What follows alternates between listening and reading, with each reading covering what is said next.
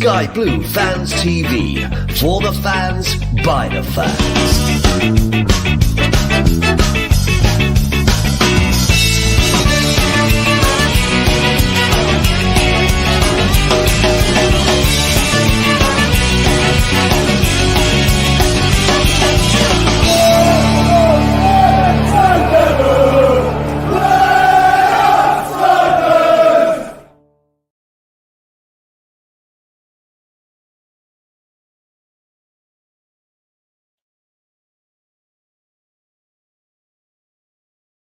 Good evening and welcome to another edition of Sky Blue Fans TV. And well, we're 3 weeks away to the start of the brand new season. And of course, we've just had to go through a whole month of the European Championships. And I suppose if you're an England fan, the ending wasn't so great, but still a marvellous tournament. And it could have been so much more. But 2 finals in a row, not too bad. Lost them both to some fantastic Latin football clubs teams. Thought I'd get that in quickly, but I'll bring Vicky. We've got loads of guests on. We've got Lee's back from Germany, whole month of it, and what a lucky bloke. That's although I mean living in his camper van must have been a bit stinky. Wayne, of course, Wayne Littlewood, very controversial on Facebook and other social media. He's here to take the blows. He's big enough. He's man enough, apparently, so he reckons. And we've got Chris coming on as well. Chris Baker, another one who likes to be controversial on Facebook and social media. But we're going to bring Vicky first, of course. Good evening, Vicky. Good evening, Claudia. You all right? Are you one of our fellow presenters? So are you allowed to say it's fellow presenter? That's a weird word, isn't it? Because obviously you're female, but fellow presenters. That's the right word in the context, isn't it? Yes, it is right. I'm not going to get told off. I'm not going to get pulled up by the PC brigade. So the Euros are over. What do you think? The ending disappointing? Yeah, it's a shame, isn't it? Yeah. I've sort of moved on now. I'm just really looking forward to the proper season starting and getting down to some like proper football. Yeah, I just felt we got a guy in charge who really, I felt at times. I know, 2 finals, semi-finals, quarter-finals, but you need to win them when you've got a squad as good as that. And I think he's missed a massive opportunity. And I know they talk about the golden generation, but it quickly passes you by, doesn't it? This golden generation. Well, that's the trouble. They all age and then they're gone, aren't they? I think he did a lot of good things. I think when he first came in, he's introduced. He's put some good groundworks in, but tactically he's just got shortcomings, and that's what cost us at the end of the tournament. So I think hopefully we can build on the good things he did with someone that can just take us to the next level. Yeah, I think you're right there, and we'll be talking to. We'll bring Lee in now. Evening, Lee. How you doing, mate? Good evening. We're home. I've had a shower. Back from. I've got a toilet, a shower, food. Got visions of doggy bags all around Germany where you've been. Following round. I'll get Chris in. Hello. Good evening, Chris. How are you, mate? You all right? Good. Yeah, good. But see, the next time my demand of being sat next to you, Claudio.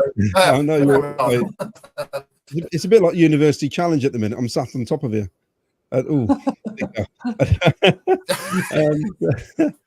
Of course, Wayne. Evening, Wayne. How you doing, mate?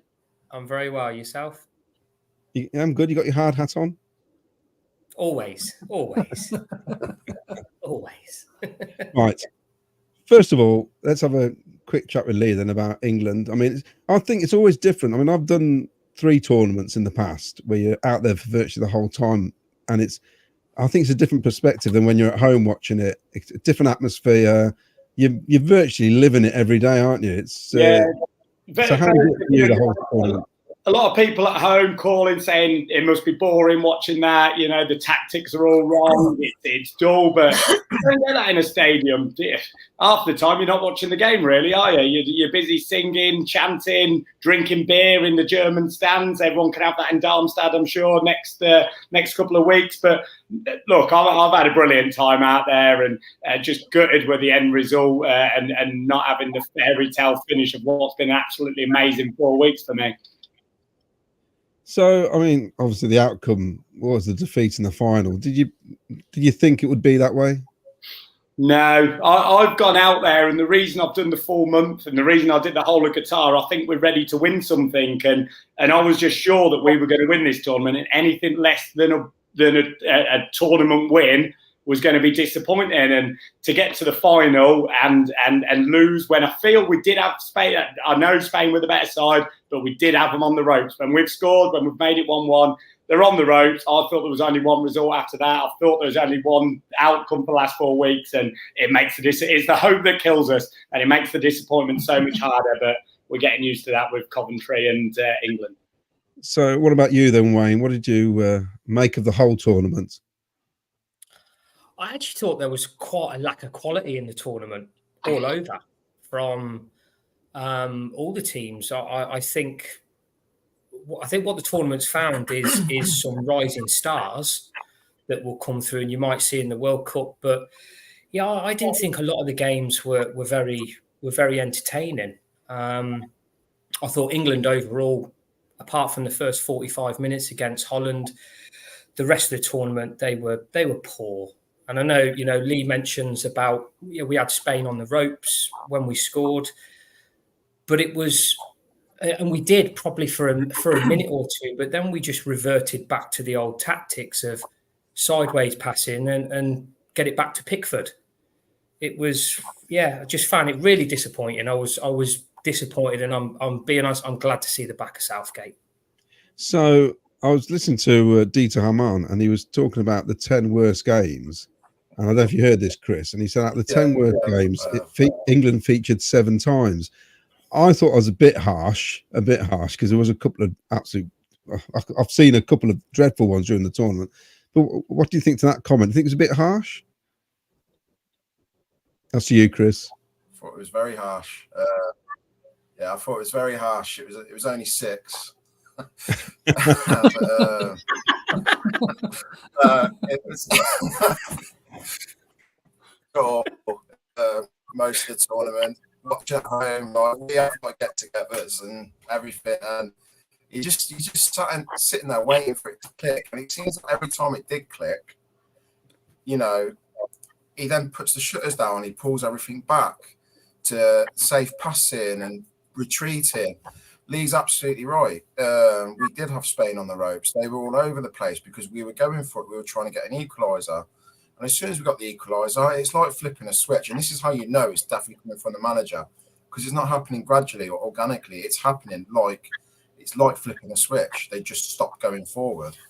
And it's cost us. I mean, I thank God that we got the second goal against Holland in the 90th minute, because I hate to imagine if that had been the 65th minute, what Southgate would have done. I thought during the final, I mean, we've seen Cucurella all season, and I can't believe he's not that good. He is not that good. and I don't understand why Walker wasn't hammering him down that side. I mean, Saka hardly saw the ball in the second half. It was just, I was disappointed because, I mean, at the end of the day, it's, all my mates, apart from a handful, are all England fans. And, it's got to happen, surely, that in my lifetime, of course, it did happen in my lifetime. I was 1 year old when they won the World Cup in '66.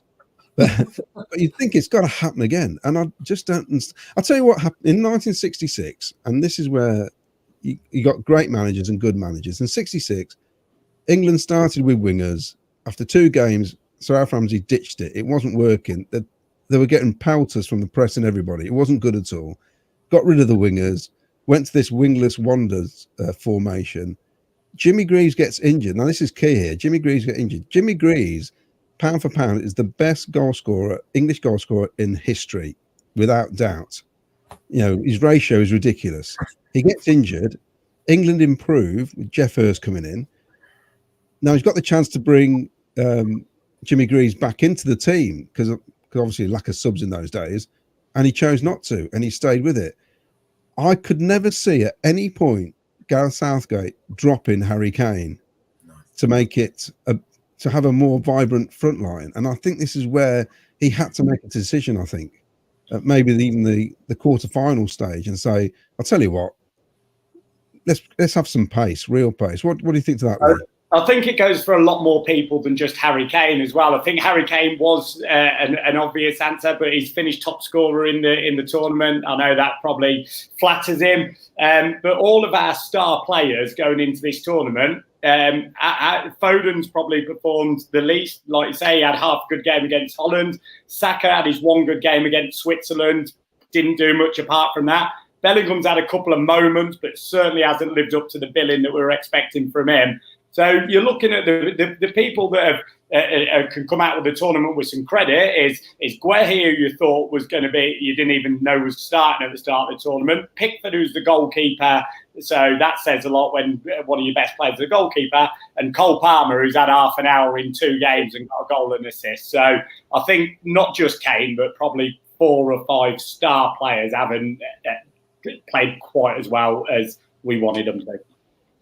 So going forward, I'll start with you, Vicky. How do you think England can improve then? What do you think it will take to improve things? I mean, obviously improving is to win something, isn't it, basically? Well, yeah, and that's all now, isn't it? Because we've got to finals, so there is only one further step to sort of finish that off. And I think like these sort of hit the nail on the head a bit there in relation to sort of and when Gareth first came in, he I thought it was going to be a breath of fresh air because he started bringing in players that were young, on form, from clubs that aren't always fashionable. And I thought, this is better. This is what we need. Because historically, the problem we've had is insisting on playing certain players just because of their like sort of name, I suppose, regardless of form or fitness. And that's cost us over the years. And I thought that initially Gareth looked like he was going to be different to that.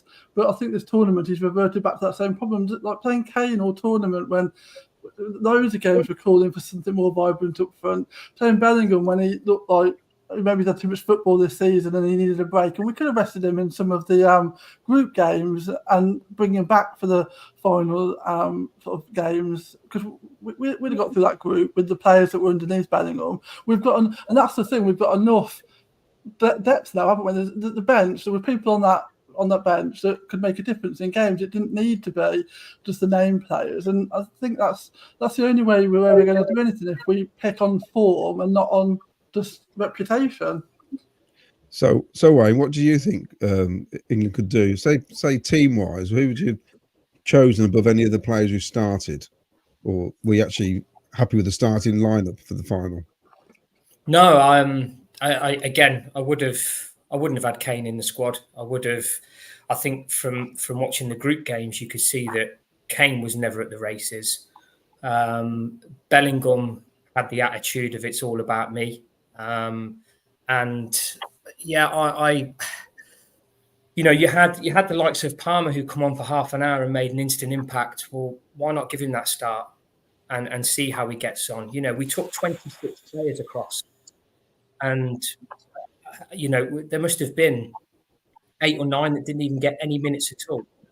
So what's the point of taking him? The problem is with Southgate is he has a nucleus in the squad like his best mates who he daren't drop because he's scared of what they might say to him, and then he'll pick the rest around them. But Kane was a big one.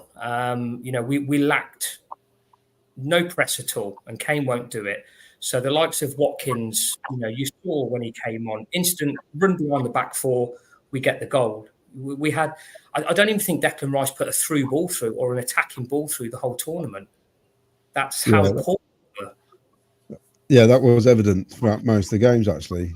And it is really weird because, I mean, you look at the German team, it's like Muller. I mean, no doubt, I imagine their fans are probably thinking, why is he still playing? Because, surely his legs have gone. And you can go through quite a few. I mean, in some ways you could say Ronaldo, because I think how great he's been, he's the reason Portugal aren't going to win anything. And he needs to retire, really, because it's all about him, isn't it? They virtually played with 10 men all tournament, Portugal. Yeah. I mean, they were my favourites to do. When I looked at their squad, player for player, they got cover everywhere. But then I realised Martinez is the manager, and he completely destroyed the Belgium team, who were meant to be going to win everything. It is quite negative. What about you, Chris? I'll tell you that then, Chris. How do you think it would improve? What? I mean, obviously, like I said, to improve, we have to win a trophy. Southgate's tactics would have been absolutely perfect if he would go out and get 3-0 up and then do that. he does that 0-0 and tries to do it for an entire game. Shouldn't be doing that. If he goes out, attacks in the group stage and gets 2 or 3-0 up and kills the game off, he can then bring his big players off and give them much needed rest. But he doesn't want to do that. He wants to play safe and just try and nick it. So I just think a manager's going to be a bit more adventurous. He's going to attack. He's going to on the front foot and try and control the ball and not just sit behind it all the time. I think whoever we go for, that's where the improvement comes. The players are already, there's not missing. Yeah, I mean, it's not now's a case of what kind of manager. Were a problem for me because they were all the same time. Sorry, I lost you there, Chris. I mean, it's now a case of what kind of manager. You go back 30 years ago, there had been 10 English managers you could pick from, and this is the issue we've got now. Yeah. I mean, personally, I think it has to be an English manager. The French will pick French, the Italians will pick Italian, the Germans pick Germans, the Spanish pick Spanish.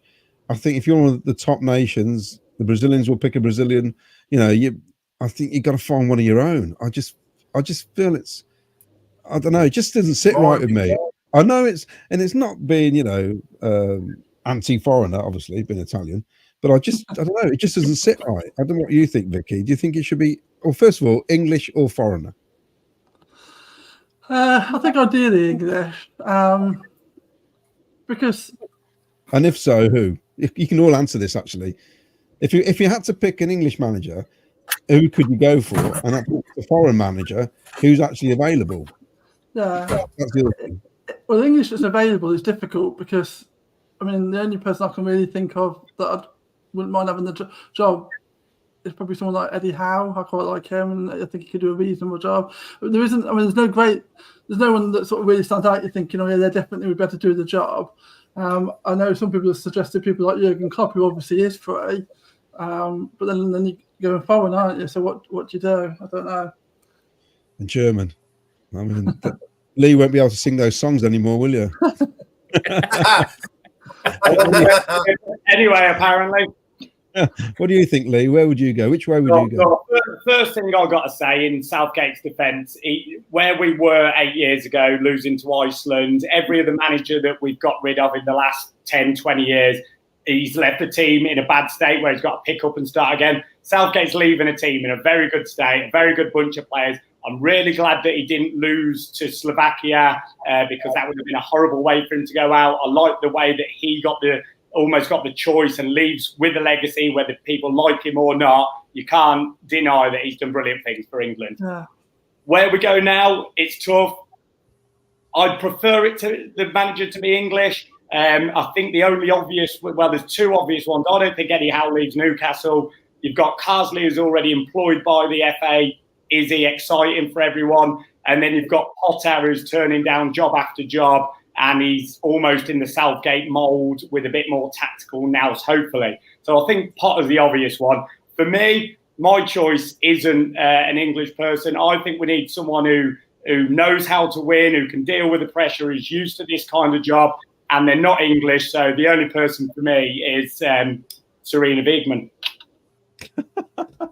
I wasn't expecting that. I was not expecting that. Sorry. Right, okay. Pass it over to Wayne and Chris. Gladiator, I want to speak. I can't have that. I can't have that. No way. I mean, got to watch what I say, haven't I? Is it April the 1st? Is it April Fool's Day? Sure. I mean, come on. So, Wayne, where would you go then? So, would you go English, foreign, or female and foreign? I don't care. I just want best in class. Yeah. So it's about winning trophies. I don't think we've got any great English managers. I really don't. Hence why most Premier League clubs recruit foreign managers, because they generally win the trophies. If I could pluck someone now who would take the job, I'd take Jurgen Klopp all day long.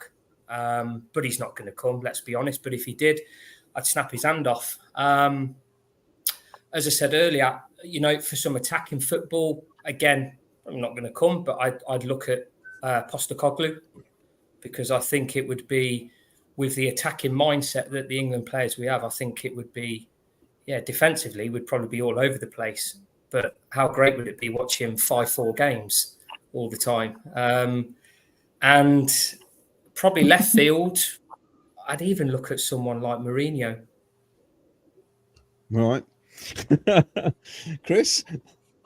Yeah, I can't believe he even suggested that with a straight face, to be honest. I'm just, do you know what? I foreigner, I wouldn't mind. I just want the best person for the job, and someone who's got experience at this sort of level. Whether that be experience, be at the top of like another Nations League, at the top of the Premier League, or another internationally experienced manager. They need to go for the best person for the job. So all nonsense about people going about Paisley, absolutely not. And if being him, then they've literally just got to repeat the same mistake as what they've just done. Like Southgate's gone because what was happening wasn't working. So why would you go to a manager who's literally been trained and bought to play the same way Southgate does? You need change. You need difference. So it wouldn't be Carsley for me. And I've got to be honest, I'm with Wayne. I don't like Klopp as a person. I think he's arrogant. Some of the stuff he comes out with in his Liverpool press conferences can be nonsense. But as a manager, as tactically astute he is, I'd take him. I would take him for England. I 100% would. The problem. Sorry, Lee, say again. I dropped him a little bit of a carrot. I dangled a carrot. No one nibbled on it. My actual opinion is that we put Parsley in charge for a year and we break the bank to get Pep. He knows how to manage the top players. He plays exciting football. He knows England. Look, he's Spanish, but he's Catalonian, so I think that does make a difference in Klopp's German. So what happens when England play Germany? He knows how to win. And I think there'd just be such excitement about English football, and we'd win everything for the next 6 years if he come. And I think it'd be such a difference. So break the bank for Pep. Do you think? I'm so glad you were joking, because I really didn't like you 2 minutes ago. But do you think you'll have enough time with the players? Because I mean, obviously with Pep, it's a gradual thing, isn't it? He gets players in, he coaches them. It's a day-to-day thing. It's the same with Klopp. It's a difficult job because you've only got these players for a short amount of time. So you got to be quite a bit of a miracle worker, really, in charge of these players. One of the good things, Pep, he's been in England for how many years? So it's not like he doesn't know these players, It's as are everyone that's being talked about with this job. But yeah, I just think he'd bring in a big coaching team. It's going to cost us a bit of money, but I think we'd be filling Wembley, we'd be selling memberships, and people will be excited about watching. So, and most importantly, he's like Klopp, not afraid of dropping their best players. They're really not. You look at the Champions League final. Was it? Kyle Walker all season decent, gets dropped for the final. Those types. He's not afraid to make those decisions, and that's what we need. Unfortunately, Southgate couldn't make those decisions. Well, I'm going to put some photos up now, which Lee taken, and you can talk through them, and then we'll talk. Obviously, because we're Sky Blue Fans TV, we'll talk about the city and all the stuff that's happening and not happening. So here's the first one. What we got here then? So a group of guys said, "Will you take a photo for me? Pull out the flag on the right with Lady Godiva." And I said, "Hold on, I ain't taking this photo. Get me in it." And pulled out my flag, and my mates joined, and I don't know what there is, about 30. And I've said it every show. Coventry was so well represented in Germany. There was so many Coventry fans and flags out there. Yeah, I was astounded by the amount of Cov flags and local flags as well. It was really impressive. We chased this guy about 20 yards. This is inside the Olympic Stadium or just outside the stands. We chased him for about 20 yards. Say, "Hey, mate, come back here." We sang a bit of, we got a big Swede on our side to him, and there you go. He thought he was being mugged. I don't know what he was doing there in a Jokeres shirt. And again, more Coventry fans. That's outside the Olympic Stadium on final day. So, bump into them everywhere, and everyone behind my flags are the guys I was with who are all Coventry fans as well. Yeah, all Cov season ticket holders outside the Olympic Stadium. Weird stadium, the Olympic Stadium. You've got that gap in the middle, which is where we are there. I mean, a beautiful stadium, but you do feel like you've gone back about 500 years to watch a football game.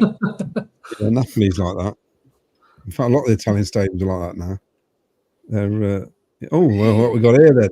Here's a funny story for you. So, me and my mates, Chronos, Trout and Sausage here, we always used to go to fancy dress every game. And 8 years ago, we were dressed as 3 matadors and a bull. And Chris Kamara came and asked for a photo. And I said, yeah, of course you can, mate. It's like, oh, are you English?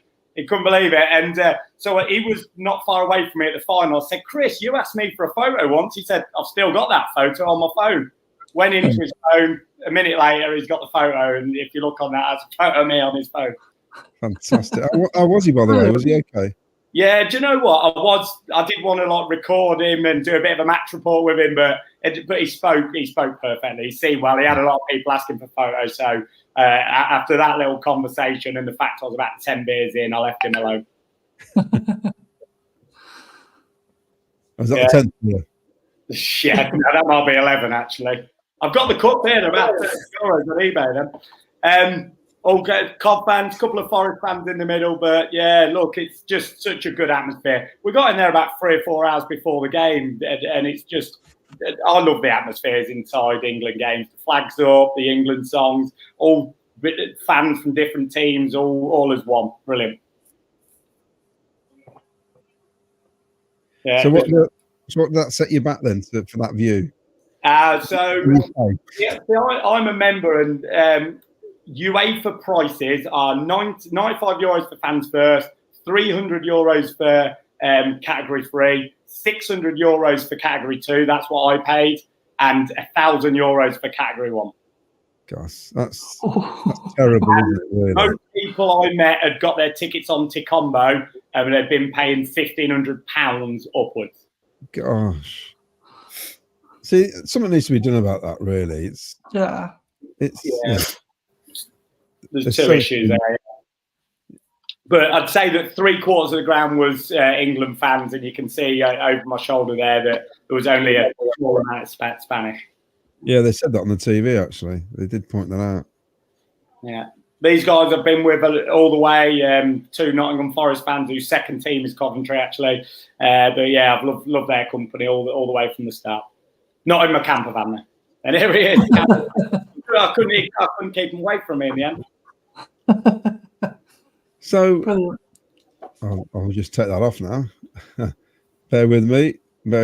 Get it off the screen. Let's get you all back on again. So, I mean, because obviously you go regular to watch England play.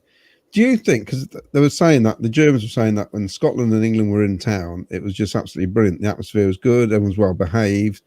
Do you think the behaviour of the fans has improved massively since the team has improved massively in the last 8 years or so? Because it seems like no problems now, pretty much. I mean that does out when you've got stuff to cheer about. But look, I think there's more to it than that. I think people have got their passports in police stations during tournaments. I think that the FA have done a lot of work in making it more of a family atmosphere and a family gathering, and you know, the media and the press, and look, I still think we go to tournaments and try not to be like, you mentioned about songs about the Germans. We spend all our time singing about other countries and how we hate them, and we don't want to be like, but at least we behave. And I've seen no trouble whatsoever in 4 weeks.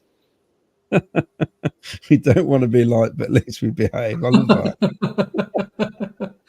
Right, we'll do some comments, shall we? We'll see what we've got here. Apparently we're not live on Twitter tonight. There's something happened. I don't know what's happened. So no idea, and I'm not going to fix it now. So yeah. So let's have a look at these comments, shall we? I'll look at it. So it's so of course with YouTube and Facebook we're live. So Paul Hughes, evening from Cheshire. Oh, is that home? Glenn Cockrell, good evening to all. Evening. And Cov Andy, evening from sunny Pompey. Yes, we've got sunshine here in Warwickshire, finally. Rosie Laws, good luck in your new season from a Sunderland fan. Oh, Thank you very much. Can't be real. Good luck to you, and hope you finish just below us. I hear when Southgate handed in his resignation, they passed it back to him. He passed it to Jude, who passed it to Kane. Yes, you've seen this. He passed it back to the keeper. Glenn saying, evening, Lee. Oh, yes. This is from Aaron Samuel. No Miles again. Is he a part-timer? Miles is very busy. He's working extra hours because the company he works for, they do the bulk of their work in the summer. It's all for universities for when the term starts in September and all the rest of it. So he'll be back on soon, and he'll be you'll hear him loud and proud very soon. Glenn, are you planning to go to World Cup in the US, Lee? Look, the World Cup's going to be a 6-week tournament, and I can't get over there in my camper van and stay in the back of that. So I'll do it, but not for the whole time, I imagine. I'll do a week at the start, and if we go deep. I mean, the thing is, you probably need to know, obviously, you'll know beforehand if England qualify where they'll be playing, which will help, won't it? And I think that might make a decision for a lot of people, actually, depending if it's going to be games in Canada, games in the US, or the games in Mexico. It's going to be a strange tournament. It's going to be very expensive. Yeah. And it must be rubbish. I love the assumption there that we're going to qualify, because Southgate's actually left us in a bit of a mess for the qualifying campaign because they've changed it all. So because we're now in the B League for the Nations League, it might not be as straightforward as what we think it might be. Chris, 48 teams can qualify, and I'm actually still thinking Italy won't qualify. So, believe me, England will qualify before Italy. I'll tell you that now. It's an absolute qualifying for this one. Sorry, Lee? Carry on. I said Italy could qualify for this one. Oh, I don't think they will. I really don't. It's, right. Obviously, I won't say what he's put there, but Sky Blue 87, Southgate was so harsh towards Palmer. So Glenn reckons that Kazi will get the England role. He probably will, actually. And why not? Sky Blues 87. Sorry, I meant something. Rosie Laws, I thought Ramsdale should have had some game time. No, Pickford playing too well. To be honest, without Pickford, it could have been 4, couldn't it, at the start of the second half? It was ridiculous, that 10-minute spell. Graham Cockerell, the biggest problem is we don't have an outstanding English manager to take over the Jurgen Cruyff style. Rosie Laws, Kazi won with the under-21s. There were some benefits to him coming in, isn't there? Though he knows he's been around, he knows the setup. He's done all right with some of the young, so he'll know some of the young players that are coming through into the senior squad, and it allows somebody to be there to sort of take us on whilst we work out exactly who we want long term, because they need to have someone sort of keeping things ticking over, don't they? So Carlsy could do that role, and not an Icam Lee said, and then pepper someone like next summer when he leaves Man City. In all fairness, Spain have done that. I think Germany's done it in the past. The French have done it before. Italy haven't. They've been left in the mire by Mancini going to take the old Saudi money, basically. And the guy from Napoli stepped in. It was just a disaster. They need to have a formula, don't they, of some sort. If they're not going to go foreign, then you need to have it through. You must have a system in place, I think. Yeah. Well, they did say there's an interim lined up, and I fully think if it takes a long time to appoint a manager, that is Carsley, which intriguingly, the next England game is against Ireland. In Ireland. In Ireland, yeah. Mark Rainbow, the cheapest going price outside the Olympic Stadium was €1,900. Oh. Yeah. That's too much. Ian Collins, need a left back. That would be one of my priorities. I must be, for England, yes. Although Luke Shaw, I've got to say, Luke Shaw I thought was magnificent, considering he hadn't kicked the ball properly since February. I thought he had a hell of a game in the final. Yeah. And that's the reason they took him to play in the later rounds, and the balance was so much better when he did. Well, he expected him to be fitter sooner, didn't he? I think, in all fairness. Yeah. Mark Cunningham, whoever the new manager is, I just hope he's more attack-minded. Right. So, let's move on to all things about our fantastic club, Coventry City. We are 3 weeks away from the start of the season. A couple of things is Tom Grennan, round of applause to Tom for paying the remainder, which I think could have been around about £7,000 actually, for the statue for George and John, which is incredible.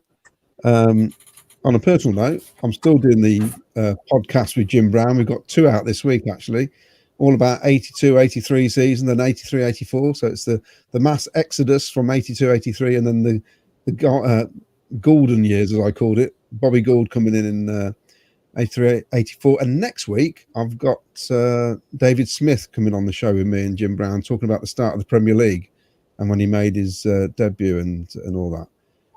Well, looking ahead, we've got 3 weeks to go. Oh, actually, before we carry on, so just imagine Robbins gets taken away from Coventry City. Somebody comes in and takes Robbins away.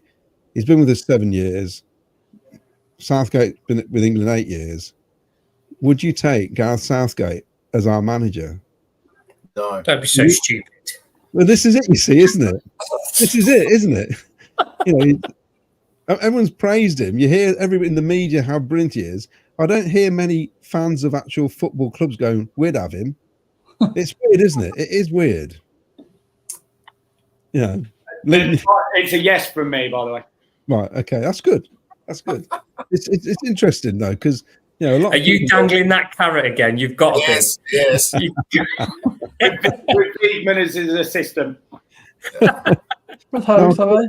And I'm gonna read this out here. I'm gonna have to just bear with me while I fetch this, because this is Wayne's contribution to a certain social media this week. And I'm going to read this out, and I think he makes some very valid points here. Let's get one thing correct. I'm a big City fan, which we know he is, but Coventry are not a big club. Maybe 25 years ago in the Prem we were considered a decent sized club, but now we are an average club. We don't own a ground. Sold out probably 10 games in the last 15 years, and some think we are massive. An FA Cup and League One COVID title is not exactly putting us at the big club table. Now I know some of you Cinderellas will not like this, as you think CCFC are massive, but sadly we are not. Pull up your big boy pants and look forward to the season ahead. So now this is in reference to O'Hare. O'Hare going to Sheffield United. And I gotta say about the O'Hare scenario, I'm disappointed. I am disappointed because I thought Sheffield United. I mean, he was obviously going. We knew he was going, but I just thought, Sheffield United, surely somewhere else apart from Sheffield United. There must be other clubs he may have fancied it, but maybe they didn't. Maybe there was a problem with his past injury, and I don't know. But and then the whole thing with the glasses. What do you think, Vicky? Yeah, it was the thing with the glasses that I found a bit lacking a bit of class. I think I was surprised he went to Sheffield United. I mean, we all know he was off, but I thought, well, his agent's been painting him a better picture of the situation than probably existed. That's the best he could do. I thought, I mean, it's not a great move, is it? And I was surprised, and the fact it took a bit of time. And that's where he's going. It smacks of like he was running out of options. He had to sign a contract somewhere for me. But it is what it is. He's got more money. He's gone.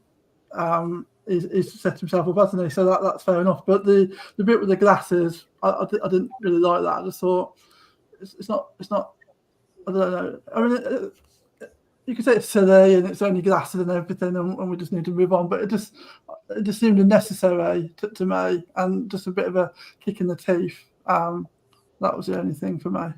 Yeah, what do you think, Chris? Callum who? No, I'm joking. No, I thought he was stupid with the glasses because it was always going to invoke a certain type of response, and I can't believe that anyone would be that naive to think that it wouldn't do.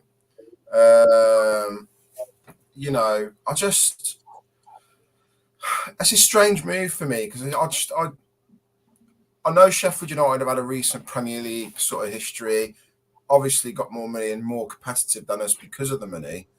But I still don't see Sheffield United as a move up from us. I don't think either club's a big club, by the way. So this is not me disagreeing with Wayne. No. I don't think it's a big club. I think we could be. I think potential to be, but we've got a long, long way to go. But O'Hare, I had heard rumours that he had failed a medical at a Premier League club, which probably would have made him more hated on there than going to Sheffield United. Well, I think I was told that I think it may have been Southampton. That he was wanting to go to. I heard it was Leicester that he failed the medical. Yeah. So we don't know what's true and what's not really. Last you hear rumours all the time. I heard that Southampton was virtually done deal in January and he'd be signing as soon as the season was over, and so you don't know, do you, what's real and what's the rumour? Going to Leicester, at least if he goes to Leicester, I can say he's gone to the Premier League, and everyone can understand that. I think what the problem is here, Sheffield United is the biggest sideways step he could have taken, probably for a bit more money. Leicester, I accept. They're in the Premier League. Yeah. So Wayne, this is your chance to defend your Facebook comment. Not that you have to. No. Well, first of all, I wasn't implying that Sheffield United are a big club. I'm just saying that they're bigger than Coventry. In terms of his move, I did find it funny that someone like Burnley, who had pursued him for quite a few seasons, we were led to believe, had bidded a season or two ago, were obviously nowhere near this. And the fact that they could have got him on the free. So I think there is probably some truth that we don't know if he has failed a medical where, but I did find it ironic that someone like Burnley hadn't come in for him. So I think there is some truth in that, because I thought, if anything, he would have gone to them. I did think he would have gone to a Premier League club, or Burnley or Leeds. I thought Leeds was going to be another club he would have gone to. I was surprised with the Sheffield United move. It's all about money. That's what it is. Yeah. At the end of the day, most clubs in the Championship can pay better wages than Coventry. That's just a fact. The frustrating part for me is that he didn't really feature towards the back end of the season. Yeah. Mark Robins wasn't playing him, and if Palmer hadn't been suspended, Palmer would have started that semi-final at Wembley. Because I think it surprised me when we played Wolves and Palmer started. I know Callum came on. He kind of did change it, improved the game. In the end, we got back into it and we won, whatever. But looking back, I'm just thinking, should have just sold him in January. Should have just sold him for £2 million and got £2 million or £1 million or something. It's because really, I don't think at any point last season did I. Although I kept saying, we're going to finish top 2, we're going to finish top 6. Hand on heart, I never felt at any point last season we were going to get into the playoffs. I just felt we were falling short. I don't know what you guys think. I think that's a great hindsight thing about getting £2 million for him, because in January, you've got to remember, he just scored 2 goals against Leicester. He probably struggled at the highest. Now, that is probably the only time you could have got £2 million. There would have been an absolute meltdown if we'd cashed it at that point. But in hindsight, it would have been the right thing to do. But I don't think anyone would have been happy if that happened. I mean, I told him that 10 minutes against Leicester, I said it at the forum when I interviewed him, it was the best 10 minutes I've ever had since my honeymoon. You know what I mean? It's just absolutely fantastic. It was. And eight of those minutes were taking your clothes off. Yeah.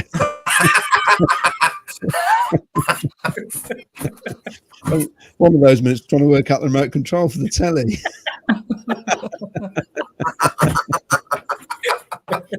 Oh God! I tell you what, though, about Sheffield United, it shows how important it is that we managed to get to the Premier League.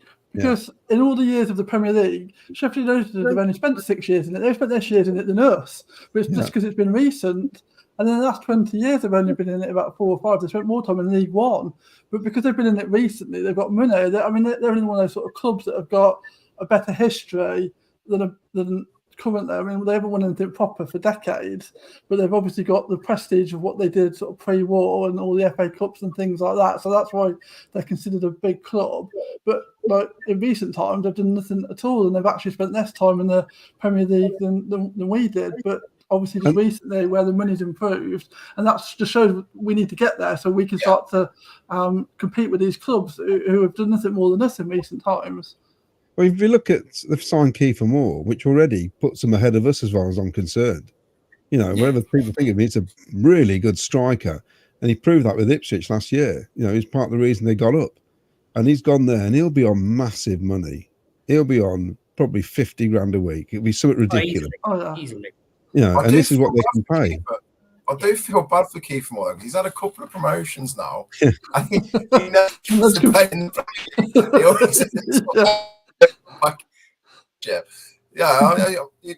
he must just not have confidence in his own ability to think, oh no, I'm just going to stay and try and get in the first team at Ipswich. I mean, you know, I mean, he must. I mean, Callum O'Hare must surely.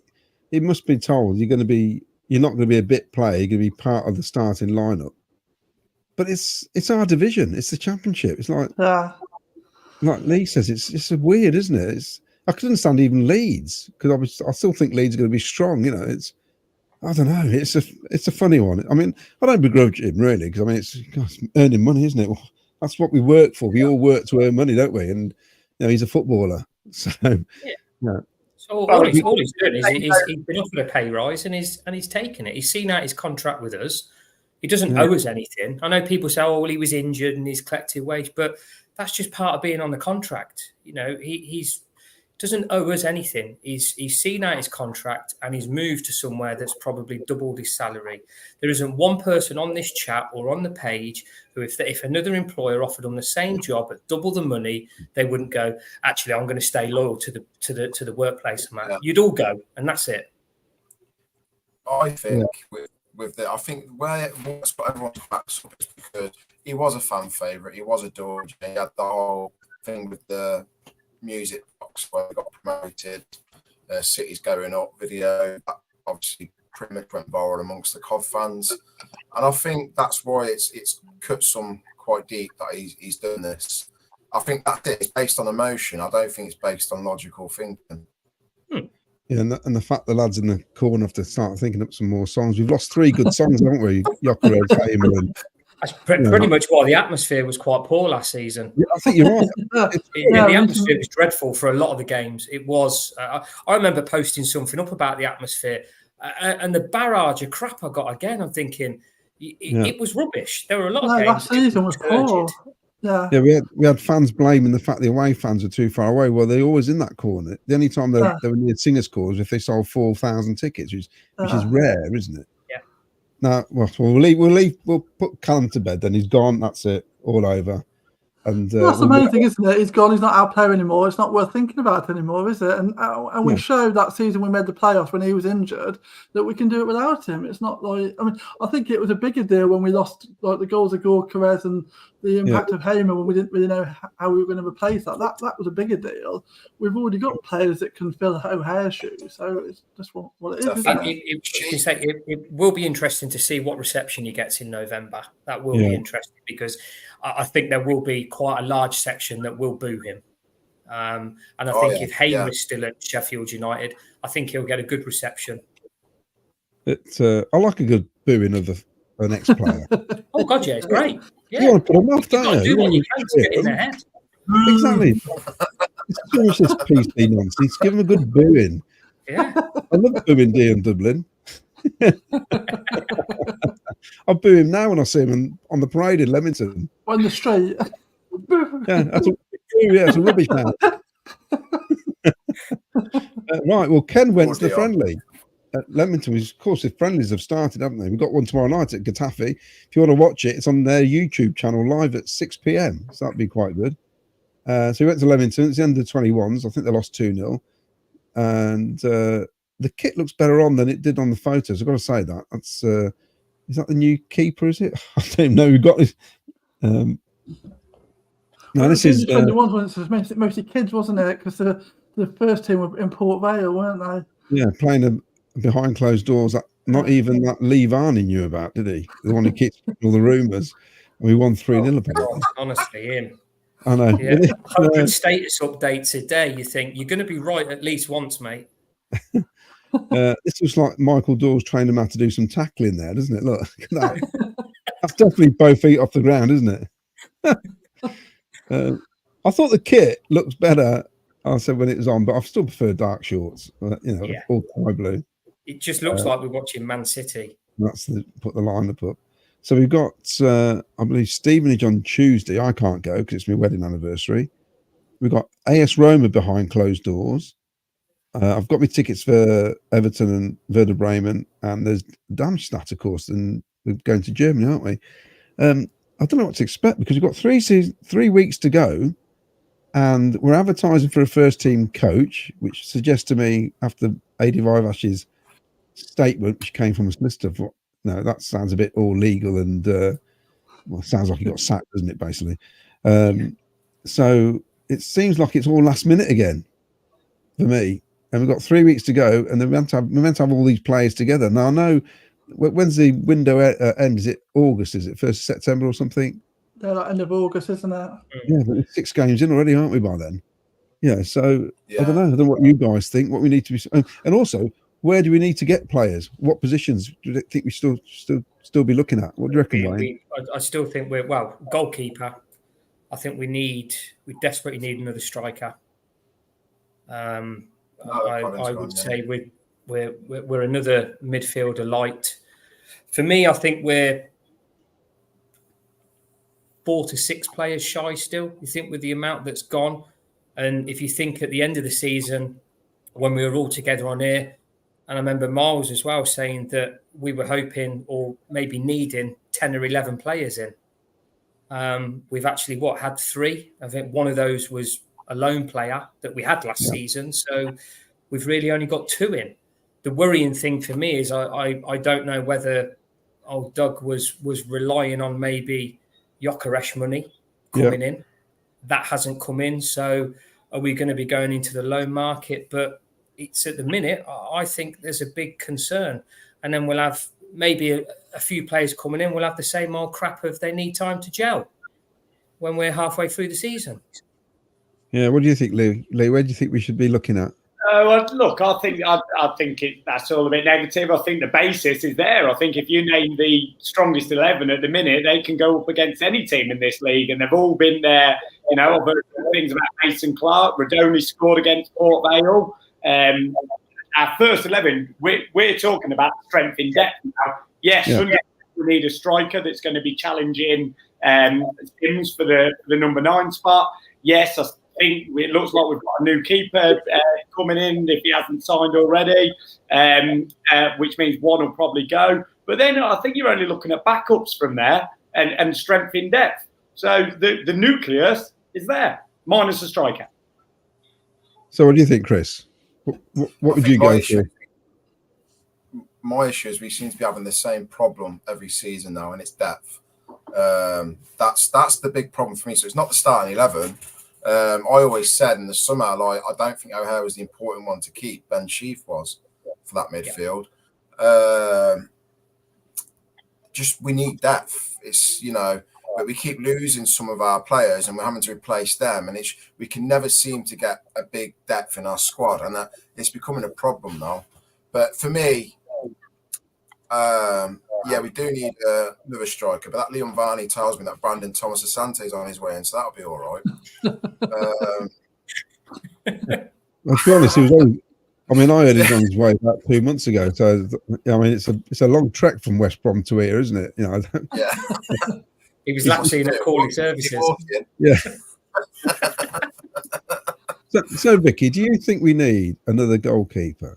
Because this is the interesting one. Because it looks like we could be signing this lad who's under 21 Swedish keeper. That doesn't guarantee anything, does it? No doubt somebody will put a video up of him making saves. Well, that's a goalkeeper, isn't it? I've also put a video of him trying to kick the penalty spot as well. Yeah, I saw that. Yeah. For me, the goalkeeper was never the priority. I think I probably was in the minority that I didn't think it was imperative because for me, the problem that the likes of Collins and the defenders had towards the end of the season was that our midfield just became completely decimated with injuries, and so we weren't holding up the ball well enough, and we were just putting too much pressure on the defenders and the goalkeepers. And I think a lot of the mistakes came out of that. So I'm not sure that the players were maybe as bad as people make out, and that with a stronger team throughout that couldn't have rectified itself. But a young international goalkeeper is exciting. So I wouldn't have just brought anybody in, but if we can get someone that seems like an exciting prospect, that seems like it's worth the business. I think Collins last season was top of the charts for saves made to shots ratio, believe it or not. Yeah. He was up there. The season before with Ben, I know he kept so many clean sheets, virtually half the games, but we didn't really face that many shots. I always felt every time he faced a shot, it went in. So it's one of those. It's a balancing act, isn't it? I feel the two keepers we got, I just feel they just don't command the goal mouth enough, basically, which I'd like to see. But then which keeper? It always feels like with our keepers, we've got 2 number 2s and not an outright number 1. Yeah. Yeah, and you think that this is international lad signs. He must have a bit more presence about him, presumably, if he's got himself onto the international stage. So hopefully that would be that type of goalkeeper that just offers a little bit more. But it's interesting. Well, I actually had an argument with somebody on Facebook because something like to go on. I know, but I made that. I was making the same point that Lee just made. That for me, the starting 11 is pretty much because someone was saying, "Oh, we're going to go into the season, and we're going to be like restructuring again, and we're going to have that argument that we're going to give them time to gel into about December." And I said, I don't agree with that. I think we've got the first 11, and it's just about depth now. We definitely need depth, but we're not going to have that situation that we did last summer where we had to virtually build a whole new team from scratch. And that was a problem, wasn't it? But that's not where we are now. Now we've got that first 11, and we just need to bring in some depth so that when players get injured, we're not having to rely on players that aren't good enough for the championship. So it's just about adding some depth. And so I agree with Lee. The thing is with that, and Lee is right as well. Like our starting 11 is very strong, and we've had the added bonus that they've had a season playing together. The problem is, though, and if you look at last season, the same starting 11 is hardly ever picked. And this is where we're short. So, yeah, our main starting 11 is great. But that starting 11 probably won't be the same 11 when you go play away from home. And depending on the team you come up against. And that's why I say, I think we're 4 to 6 short, because not just squad players, but also first teamers for when he does go to a certain ground, and the players that maybe have played at home will not feature, if we're going to play Leeds or something like that. So that's the point I'm trying to get at, is our main starting 11 is good, but I still think we're 4 good first teamers short to allow for injuries, suspensions, and squad rotation.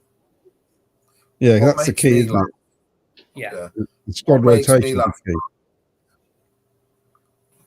What makes me laugh about the Facebook? Yeah, what makes me laugh about the Facebook managers is sorry, Craig. What makes you laugh? we've just gone out signing wingers, and now they think, oh, let's go get another centre back and go back to wing backs and 5 at the back. I'd like to see it. I mean, I'll read some of these comments out because I'll come to this one at the bottom in a minute. So we'll do these comments. So first of all, Rosie Laws, our Sunderland fan, who's watching, says England played Greece in October. Is that right, Lee? Yeah, we've played Greece in October. Yeah, I'm not sure the relevant. It's Ireland away first, and then I think it's Finland actually first at Wembley in September. Greece, England, Finland, Ireland, Finland, and Greece are in the Euro Nations League group. The World Cup qualifying groups haven't been drawn yet, have they? Yeah. All right, just checking. So, Stephen McGovern, O'Hare still went to Sheffield United with the transfer embargo.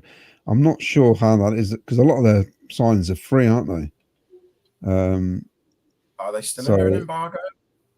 Well, I know. I think it's gone now. I think they are in the Premier League, but not in the Championship. It's ridiculous. It's the Leicester scenario all over again, isn't it? Basically, Yeah. I think Bournemouth are going to get hammered if they ever get relegated by the EFL. Sheffield United will start bottom of the table in Championship with -2 points. I can guarantee after 4 games they'll probably be half up the table. Rose is chatting for a Sunderland fan, isn't she? I see they signed that guy from Preston, didn't they? Who we were almost, I got told we'd sign the centre midfielder. No, The Liam Alan said he would sign it. Brown it was. Yeah. Did I Liam love it. post that? Yeah. Yeah, I just want to say that they'll mention somebody, then everybody starts looking at Preston to see who is this guy. Oh yeah, I remember him. No, you don't. Yeah. Never even I saw the name, meant absolutely nothing to me. Yeah, I'm not interested. Yeah, some of them have brought in a couple of older players, haven't they? Because they had a very young squad, and so I think Yeah. they've looked to bring in a bit of experience. Come on, dear. I think COH should have signed a 1-year deal so he could have had a fee in Jan as payback for the year he had out with the ACL. That he could still do a wage and money we spent on his injury. I don't. I think the clubs are covered by insurance and stuff like that. Yeah, they get the money back somehow. Now, Bill Taylor, glad you have mentioned the superstar O'Hare going to Sheffield United. Wow, what a great move for a potential England star. Crap move, in my opinion, lets him down. Do you know one of the other things that frustrates me? I mean, he's going to Bramall Lane where he got his injury. Surely, for professional footballers in their head, going to a ground where you've had a bad injury, you wouldn't want to do. But hey, there's so much that bamboozles me about that move. You watch him in the first home game get a season-ending injury. Oh dear. Well, It's ironic. I made a point that somebody was saying how we got to playoffs without him, but those 6 games he came back, we won 4. When him, Gyökeres and Haim were playing, we won 4, we drew the other one, and the game we lost was Sheffield United where Victor missed the penalty and then he does his ACL. So the 3 of them together would have been key in getting us promoted that season, to be honest. It's just a shame they didn't play enough together. It's a shame of it all, really. Yeah. So, right then, this is from Graham Cockrell. What do you think of Jack Rodoni and Mason Clark? So, I'll open it up. Victoria. We're very formal, Victoria. I mean, I think they both look like exciting prospects. I mean, I think it's one of those things that we bring in players, and generally we've improved a lot of players, haven't we, that have come through the doors, and I think they're both players that have got the ability to improve under the guidance. I suppose the worry is how much that was AD, and so we won't know to a certain degree how that's all going to pan out until the season really gets going. So we've obviously had a spell now where we've been bringing in young players that are exciting and making them better, and then obviously some move on. Will we still do that without AD? And so I guess that's the question. But yeah, I mean, the exciting prospects, potentially the sort of players that get fans excited. So that's always good, isn't it? Yeah, I mean, they're already ahead of some of the players we've signed before anyway, in terms of ability. They are good players. Yeah.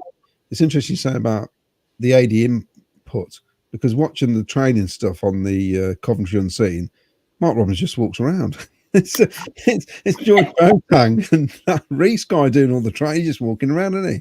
And Doug in the background with the owner there. I don't know if you've seen him with his looks like he's smoking a big fat cigar or something. And we've got, of course, this Borges Rodriguez, which I know nothing about. I'm not going to pretend that I do. No. Has anybody seen any footage of him? No.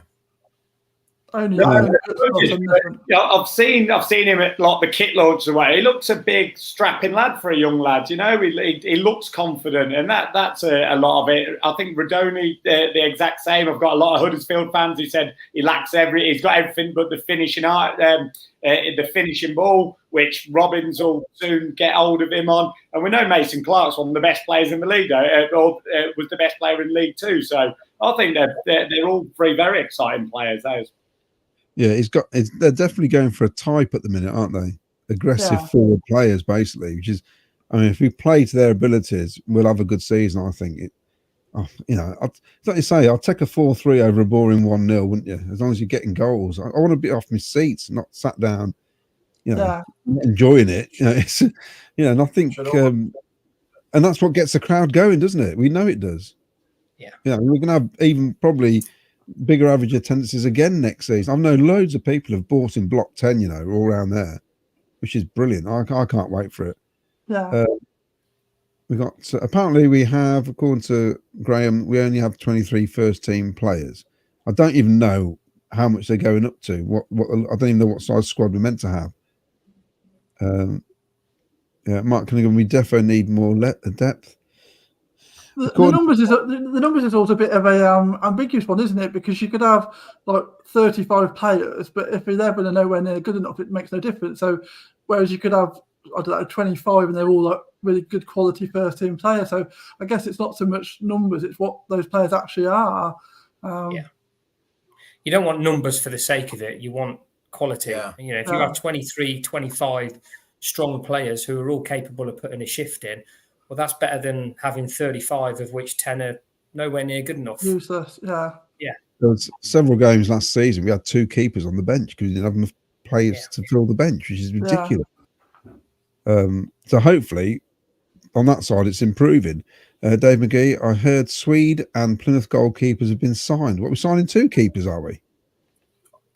We've been linked with the Plymouth one, Briley and Varney. Probably means it's not happening. Craig, message Liam, see if we can get some intel.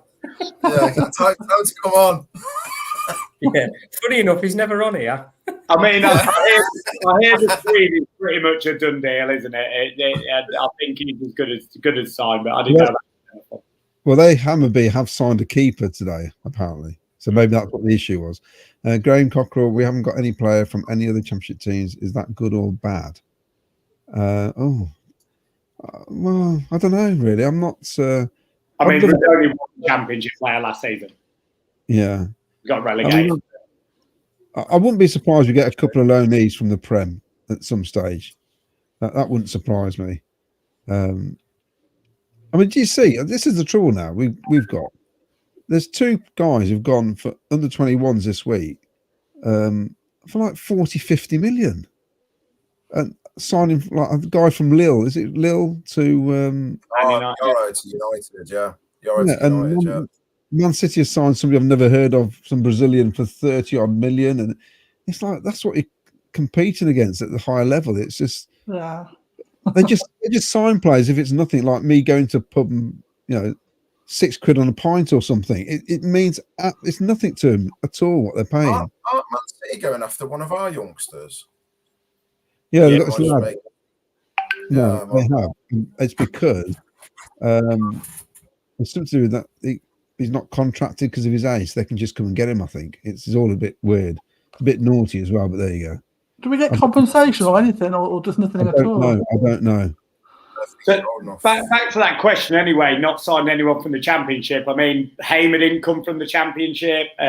Torp didn't come from the Championship. I've got a lot of faith in our scouting system. So I think the players we get in are going to be huge quality and potential. This is Paul Hughes. I think we need a goalkeeper, left back, centre mid, striker minimum, ball winner, enforcer, and experience. I said that about the enforcer, a little thing I did with Jack Saunders, where I says, I feel we need somebody who can really put their foot in, which allows Ben Sheaf to go further forward and do away with 2 holding midfielders, basically, is what we do a lot of the time. Have somebody with the energy of, somebody like, obviously you can't get Canty, but that's, that type of player who just old-fashioned Lloyd McGrath, basically, who gets stuck in and wins the ball for you and covers a lot of ground. You know what? I think he could. I think we could do that if he was just left to tackle and everything else. Sorry, mate. I still think Josh Ashton can make a good right wing back. I think for me that's where he has his best games. I was gonna say. I remember, was it last year where he'd obviously not featured in the squad? No, sorry, not last season. Season before. And I think we were short of injuries and we were up against Blackburn. And I think he came on at right wing back. and he was great. Watford I as think well, it is Watford his away. best position, because I think midfield, I don't rate him, but I do rate him when he plays at the back. I think he's half decent. So Mark Rainbow says, does Jack Redoney make your starting 11 for the first games? Not for me. I would have thought Sakamoto, Mason Clark, and Hadji Wright would be the three behind Sims, would be my guess. I think Redoney will be a bit of an impact player. Yeah. See, already that sounds quite good, doesn't it, really? When you've mentioned those players already, see, it's not as bad as some people probably think. It's the fact that you feel like we just need a bit of depth, don't we? So Torp, see, I like Torp. I do like Torp. Mark Rainbow, same question for Torp. Does he make the starting 11? Well, it's another one, isn't it? Because I think he can do a number 10 role, but he lacked quite a lot of fitness last year, didn't he? Because he came in, scored that wonder goal at Sheff Wednesday, then he was out injured, come back, and he never really got back up to speed. But you saw glimpses of what a good quality midfielder.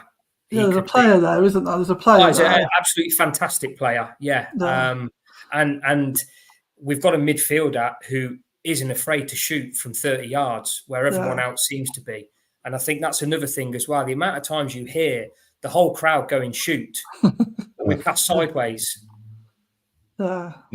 I mean, and you saw in the Euros the amount of shots that got deflected in and caused chaos. And it's all down to with the balls they're using now, without a shadow of a doubt. You know, the shots fly in. I mean, some of them. There's a couple of goals in that Euros where I think 10 years ago it wouldn't have gone in, but I think because the balls, I don't know what they're made of now. I think it's balloon, isn't it? It's made of a balloon. It goes Almost anywhere, like the old airflow balls you used to play in primary school. Yeah, it just goes anywhere, doesn't it? I think my starting 11, the four that I mentioned, and then Sheaf and Torp behind them. So yeah, the answer to his question was yes for me. Yeah, and that sounds lovely. When you say it like that, it sounds great. And this is why I say and Vicky agreed with me. The starting 11 isn't the problem. It's the strength in depth, or when there's an injury, or people putting pressure on the players that may be a little out of form. The starting 11 looks amazing. Yeah. I think Torp was unlucky last season as well, wasn't he? That Sheaf got injured. I don't think the plan was to rush him in as quick as he had to come in, because he wasn't here very long, and then Sheaf picked up an injury, and he hadn't played a lot of football, had he, because of the Norwegian league. So he came in, and probably we were going to build him up, and he almost just got thrown in at the deep end, and I think he never really recovered. So hopefully, proper decent pre-season for both him and Sheaf, and that could be a really exciting partnership next season. He got through on adrenaline the first few games, didn't he? I think that's what got him through. Yeah. You could see it, and then I think then it hit him. He's like, I've had 5 weeks off, and I'm straight in the team. So Rose is asking about Simon Moore. So that definitely clarifies she's a Sunderland fan. So I think she was so excited about them bringing in some experience and depth, and that's obviously another one that they've brought in that gives them that experience.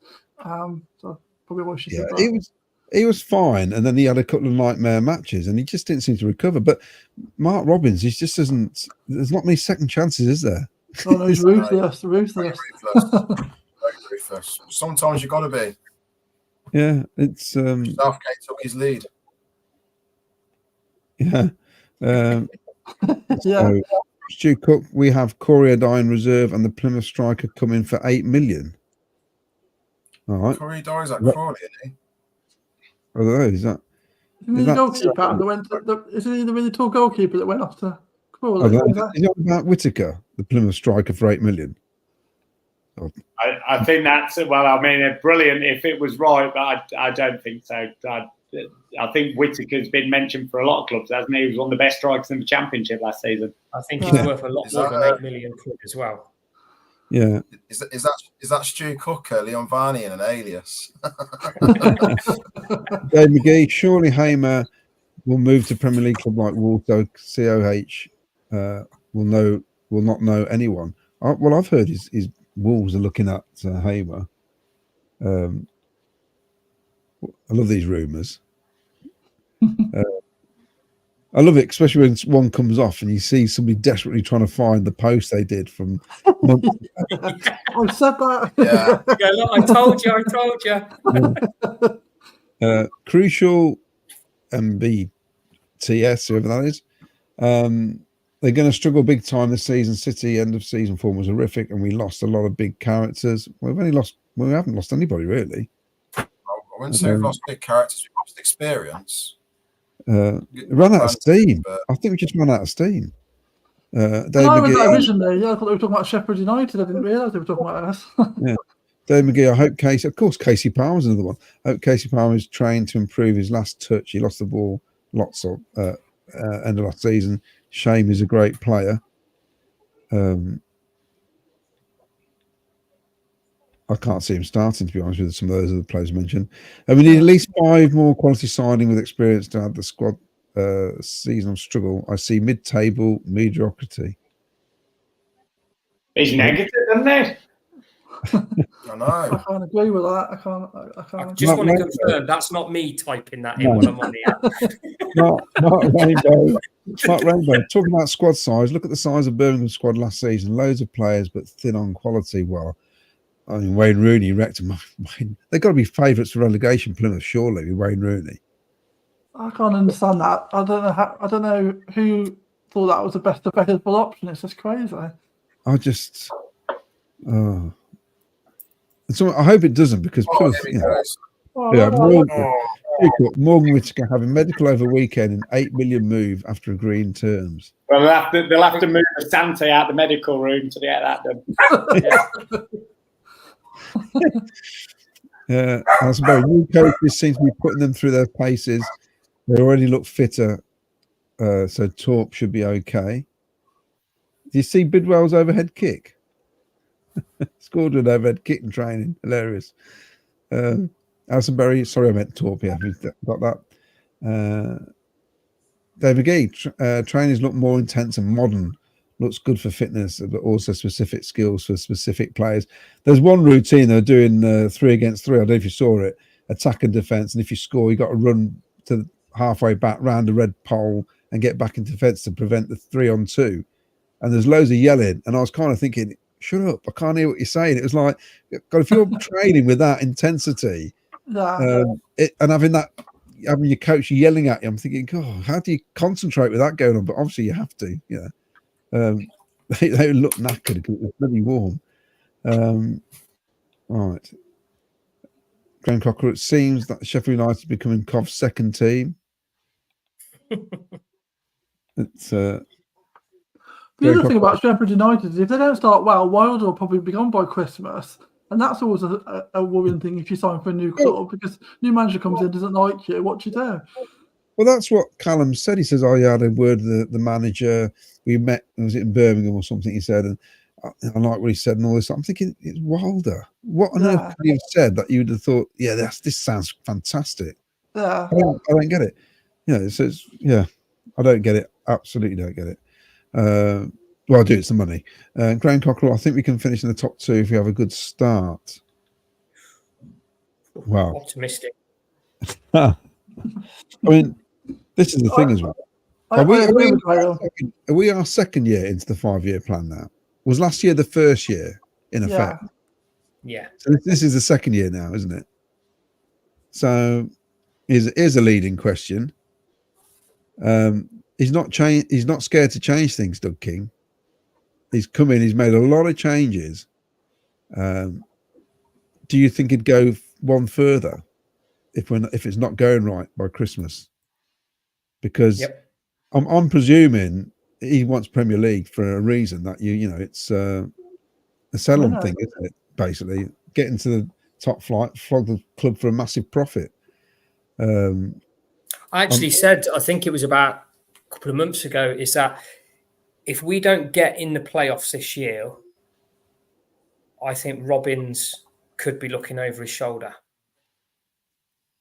Yeah, I generally do. And I remember putting it on then, someone was like, well, they can't get rid of him because he's only in the second year of his 5-year plan. I went, doesn't mean Robbins is staying for 5 years. He's got 5 attempts at it. I do. I think if Robbins doesn't get anywhere near the play or in the playoffs at least, I think Doug will look elsewhere. Southgate. Stop it. he had Southgate had one shot and he got relegated in Middlesbrough. It was terrible. Could you imagine the meltdown though if he ever, like, even if he did that at Christmas, it would. Yeah. I don't know. I know it's weird because I mean, I wouldn't even know where to look. It's so hard, isn't it? It's so hard when you look around. You look at some of the appointments that other clubs are making now. Some of them signing foreign managers I've never even heard of, coming out of nowhere. There's that guy who manages in France, English chap, isn't there? I think of his name is.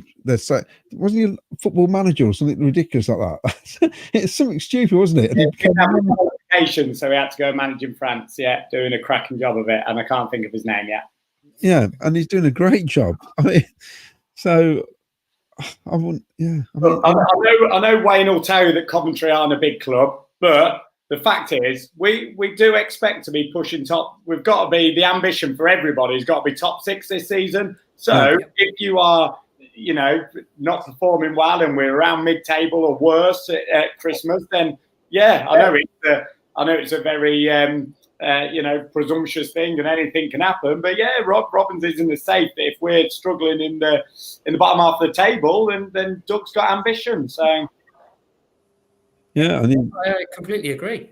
If we're not up there, then you've got to look at the manager and to see why. And he isn't susceptible to all of this. If he's not performing, then someone else has got to come in. And it would be a shame. I'd always hate to see Robins get sacked. I'd always, if he just wound down his contract and then went, this is it, last season, whether I'm up or not, I'm going to walk away and try something new. That'd be great. It'd be horrible to see him sacked, but if the results ain't there, then I don't think Doug will think for 1 second to go, that's it, mate, we're done. Yeah, and like I said, I can't think of, I mean, I see some of the appointments, like Sheffield United's a prime example. They didn't know where to go and they got Wilder back. It's that bad, isn't it, at the minute? It's who is there anyway? It's one of those, isn't it? It's going to be very interesting to see how Robins copes without AD by his side, because I generally think I thought they were a great team. I thought, and a lot of people say Robins' success was a lot down to AD Vivash, and we're still advertising for a coach. We don't for a first team coach. You don't know who's going to come in, but fingers crossed he finds someone with the same camaraderie and the same success that those two have had. And quick. Yep. Yeah, I mean, number 2s. I mean, who are you going to go for? I mean, it's one of those. People have named people who are already managers who just come out of a job. I'm thinking, they still want to be a manager. Well, not a number 2. I think once you've been a manager in charge of the actual team, you don't want to be a number 2 again, surely. To be fair, I'm surprised Mark hasn't knocked on Liam's door. I'm surprised I'm not on yours. Or mine.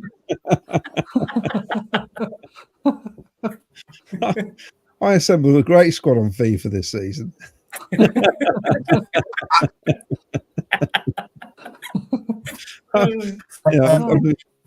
We got so let's get some more comments in. So Anne Joyner has just joined us quite late, probably. Even all, Anne, we're glad you could join us. So Ellis Romero says he said 40,000 things. Yeah, as in pounds. Yes, you would though, wouldn't you? I mean, it's just ridiculous, isn't it? Really. It's finding on here as well. And he's put, "What's up, Lee?" God, I used to hate that. My mate used to, when it was the craze, my mate used to ring me up and go, "What's up?" I'm like, "Oh, shut up." Jimmy Henry. From the Isle of Manders, Alex. I don't know if you know that. Yeah, I know. It's incredible support. And Dave McGee, if we get promoted, will Fraser do a deal with the stadium in the city? I think that was more than likely to happen. I can't believe that somebody like Mike Ashley's bought a stadium and there's a football team there and he didn't think about having the football team as well. I find it odd because the main income is that football team, isn't it? You know, it's brilliant, isn't it? 1 minute we're talking about being mid-table and sacking Robbins. The next minute we're going up to the Premier League. That's the life of a Cov fan, isn't it? It's ups and downs all the time. I said the other week, it's been a long time where I don't even think we're ever going to get relegated now. I just think we're looking above. We're looking up all the time. It's so much better, isn't it? You know, that we feel like we've got, you know, I don't think most of the games we play that we're going to actually win them than lose them. You know, which is probably why I get more disappointed now, because in the past I thought we'd never win. So, you know, it didn't matter. I don't know about being better because in League 1 and League 2 I go to the big game. It's a bit hard. So Stu Cook says Paddy McNair coming on a free from Middlesbrough as well, apparently. Oh no, here's Leon Varney. Block him. Yeah. And Brian Kavanagh, evening Brian, great show tonight. Keep up the good work. Thank you very much. Some betting then. I'm not a betting man, but so John Whelan said the bookies don't fancy a 7th favourite. That'll do at 14-1. That's not bad, you know. To be honest, Leeds at 3-1. Trevor Merriman, Michael Doyle, or Gary McAllister. Yeah, I was thinking Doyle when we were just chatting about it. Someone who knows the club, someone who I believe's been off and done his badges, and got a bit of fire in his belly as well, hasn't he? Yeah, that's a good show. And definitely the work ethic as well. He'd be, I think he'd be met with open arms by most of the fans, I imagine. Trevor Merriman as Mark's number 2. Yeah, centre midfielder. Yes, he might have to play. Graham Cockerell, McAllister was number 2 at Villa, previously played for us. Yes, he actually managed us as well, didn't he? Yeah. A decent number 2 manager will come in if he thinks the number 1 is soon on his way. That's a good point, actually. Mark Hughes is a number 2. No. He wouldn't have that, would he? There we go. So Ellis Romero, hey guys, buzzing for Stoke. Hotel booked next to the Britannia. Let's go. So not the Britannia next. Yeah, like I said, it's 3 weeks' time to start the season. 3 weeks tomorrow, I think. Which is, yeah, but it is brilliant, isn't it? We've got some friendlies to go to. I says I'm not going to Stevenage. I'm going to the 2 home games. Looks like we've not sold a great deal, which is weird because everyone moans. You hear so many people moan about not having great home friendlies, and then when we get a couple, people aren't buying the tickets. Yeah. Do you think the club's missed the trick here? Because what I would have done is give everyone 10 priority points for the home game, because you probably would have got a lot more going. Yeah, and paid a bit more as well. So you get people just spending the 15 quid and not going. I think that's what they're wary of. That's what they're wary of. So I think we've covered a fair deal tonight. We all know how to run the England national team. We'll all throw our names in the hat. We're all going to step in for Robbins when, for some reason, we think he might go this season. We could be the assistant coach, couldn't we, as well? But I'd like to say thank you to Lee, Chris, and Wayne for joining us tonight. Hopefully, we'll get the Twitter thing sorted out for the next show. So I don't know what's happened there. And of course, Victoria, one of our own presenters. Good to see you. Ken's working, Miles is working. So we're left holding the fort. So I'll end it there tonight. So play up Sky Blues, everyone. I'll just get the I've got to get everything ready. And then I'll get comments from Miles. Oh, you didn't do this, you didn't do that. That's we'll get there in a minute. All right. So we'll see you next time. Play up Sky Blues. Play up Sky Blues.